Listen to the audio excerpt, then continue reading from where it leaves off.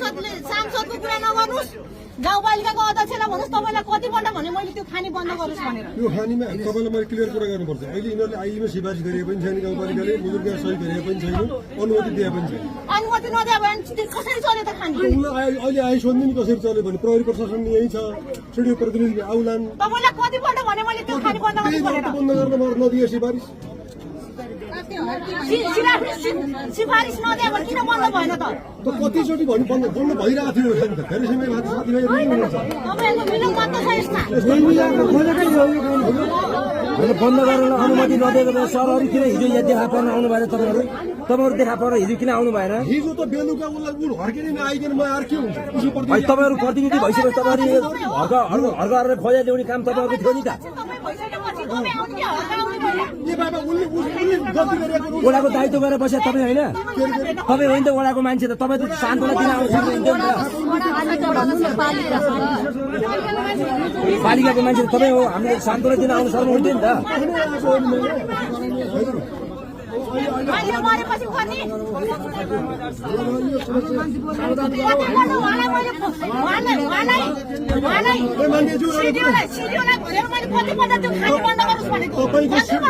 सिडिओको मान्छे पनि आउला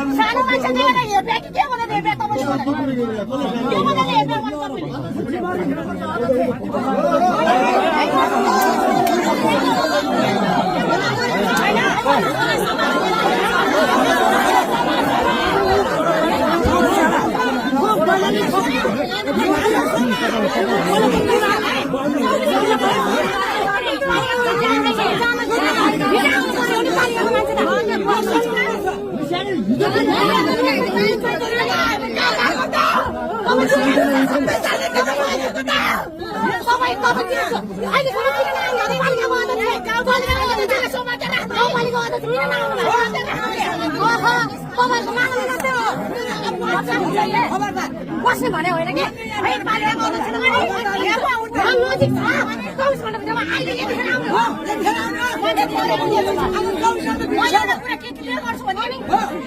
खाने बन्द गर भनेर मैले 50 पल्ट भनिसके भनिसके गाउँपालिका अध्यक्षले कुरै नसुने भनिसकेपछि आज अनि 24 घण्टा हुँदैन आउनु भयो 24 घण्टा हुँदा न्याय छैन गाउँपालिका अध्यक्षले भन्ने तरिका यो हो मान्छेले बोलेन कि आएर मान्छेले बोल्नु हुन्न रे म आफै दिदिन्छु म आफै आएर हो मैले नबोले कसले भन्छ मेरो बुढो त मरिरहेछ त कसले आएर भन्छ